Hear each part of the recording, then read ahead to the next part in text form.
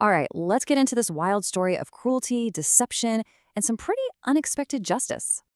We're going to unpack how a scheme to ruin a life backfired in the most spectacular way. So, our story kicks off with a wealthy man, Mr. Gibson, and he is not a nice guy. He just publicly tears into Rebecca, a single mom, for admiring his car. It's brutal. And watching all of this, Gibson's driver, Peter, he's silent, but remember him, he's important.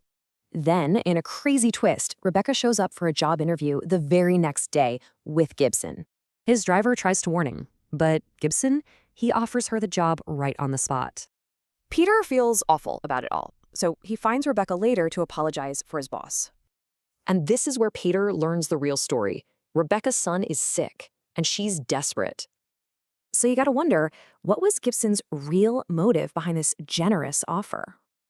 Then, Gibson shocks everyone. He promotes Rebecca to director of the entire Northwest branch. But here's the catch. That branch is a complete disaster, failing and drowning in debt.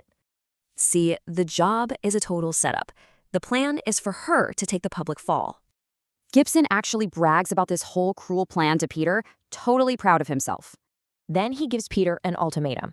Help me out and get a promotion, or you're fired. This leaves Peter with a massive choice to make. Save himself or do what's right. Okay, so now we're at the big press conference. The stage is set, all eyes on Gibson. But Peter, he switched the documents. He's about to turn this whole thing on its head.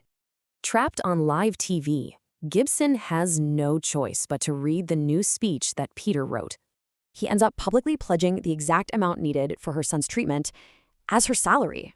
Then Peter takes the stage, and, oh, the irony, thanks his boss for teaching him integrity.